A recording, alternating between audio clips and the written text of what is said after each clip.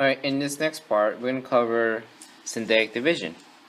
So, it's going to be a polynomial being divided by a binomial where the leading degree is 1 with a leading coefficient also 1. So, when you notice where in your divisor, the leading degree, or I should say degree, is 1 and the leading coefficient is 1, then you can definitely use synthetic division. And synthetic division can only work at certain problems, whereas long division, which we will cover next, can work for all types of problems. But here we're going to only cover synthetic division, and you will know only if in your divisor, where I'm pointing at, the degree is 1 and the leading coefficient is also 1. So before we set up our work, we're going to set our divisor equal to 0. Solve for x, so x equals -1. So using that value, -1, this is where we're going to start off with, -1 here. And then we're going to use the coefficients in front of the variable to set up our work. Now, before we can set up our work like this, we must check if we have any missing terms. So, not going to do this just yet.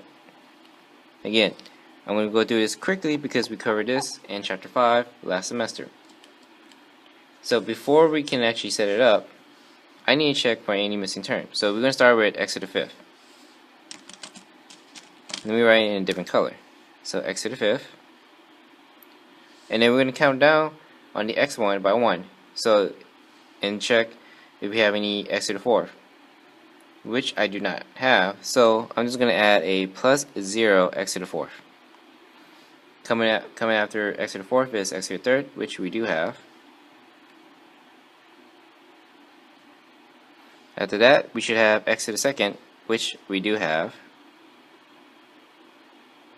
And then after that, it should just be x to the 1, or just x, which we do not have, so I'm going to add plus 0x. And after that is a constant number. Always make sure we have a constant number, which we do have here. So plus 7. So I found all my missing terms. And we have all the terms in order 5, 4, 3, 2, 1, then in constant number. Now we can set up our work. So starting off with x to the -1. So -1. And then set up our work here. So I'm going to use the coefficient that's in front of the x, including the constant number. So 1, 0, -4, -6, 0, and then 7.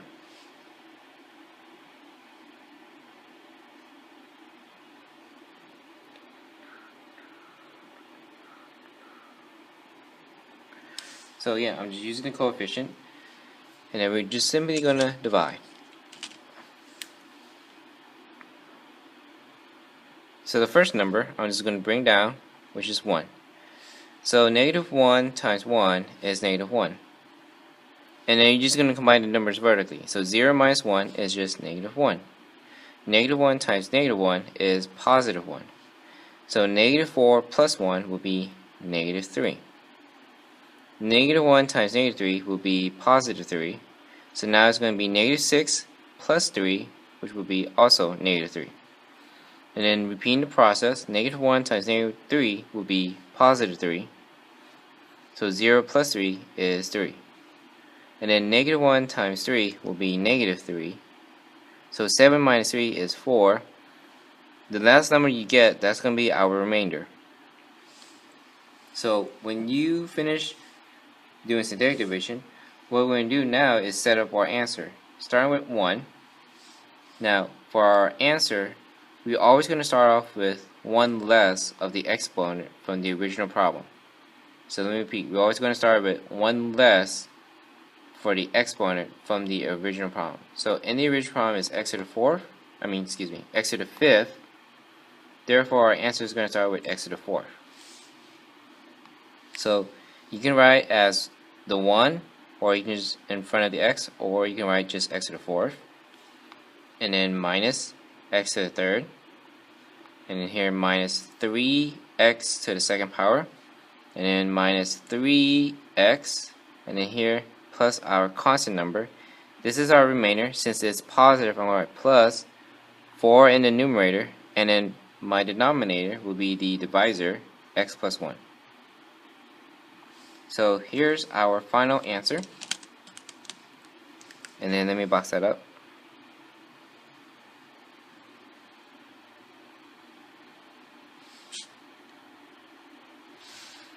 So it's fairly simple,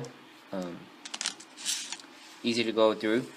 The one thing you gotta be very careful is make sure to add spaces in the numbers between your coefficient. I have seen in the past and also recently where some students actually combine the numbers together. That's by accident. Some forgot to identify their missing term, especially if they were missing a coefficient. Be very careful for that. Always check for any missing terms. Make sure that you end with a constant number. Make sure to leave some spaces where you don't combine the numbers together or overlook and forget to do one part of your synthetic division, causing you to have the wrong answer. So be very careful. This is fairly simple and straightforward, so make sure to check all the terms you have, make sure no numbers are combined by accident, and make sure no numbers are overlooked.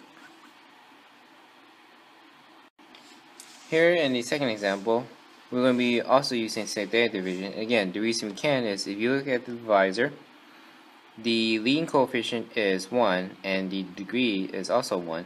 So you're safe to use a synthetic division for this example. And again, it has to be a degree of 1 and leading coefficient of 1. If not, if it was to the second power or to the third power, you cannot use synthetic division. If the leading coefficient is not 1, then that's just going to cause having fractions, and that's just going to cause you more work. So if it's not a leading coefficient of 1, then probably best to use long division. But here we're going to use synthetic division. Alright, so just like before, I'm going to set the divisor equal to 0.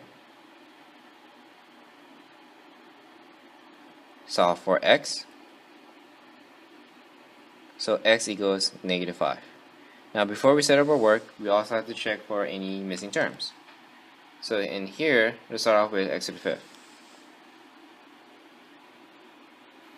If I were to go down by one of the exponent, which is the 4th, we do have, so I'm going to write plus 5x to the 4th. After that, I should have x to the 3rd, which I do not have, so I'm going to put plus 0x to the 3rd. After that, I should have x to the 2nd, which I also do not have, so I'm going to write plus 0x to the 2nd. Next should be x, which I do have, so minus 5x. And then after that, I should have a constant number, which in this case, minus 29. Alright, now we're just going to set up our work. So, x equals negative 5, that's going to be on the outside. Set up our synthetic division, So the coefficient, so 1, 5, 0, 0, negative 5, and negative 29. So again, just line up my coefficient.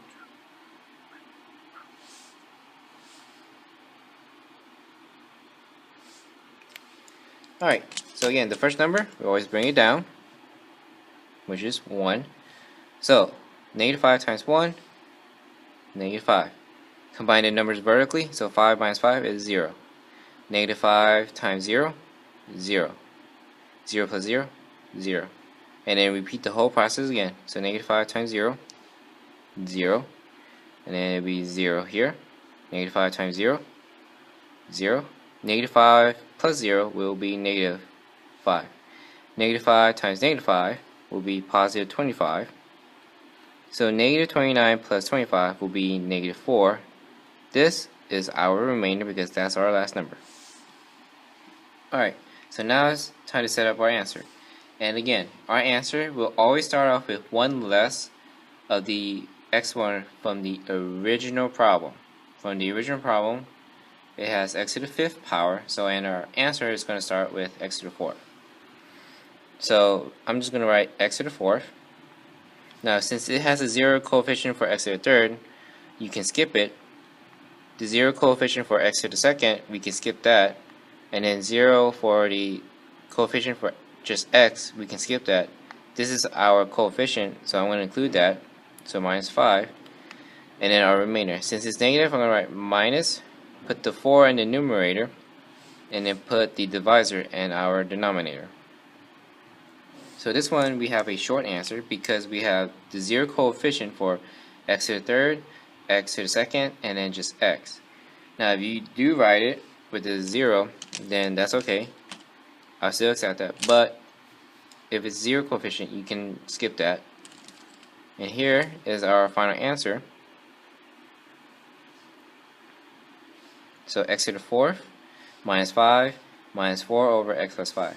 And another thing I forgot to point out is that another mistake that I noticed, an easy mistake, is some would start off in their final answer the same exponent as the original problem. Which again, I stated in this example and in the previous example, your answer always start off with one less of the exponent in the original problem. So since the original problem started with x to the 5th, you should always start off with one less, which in this case to the 4th.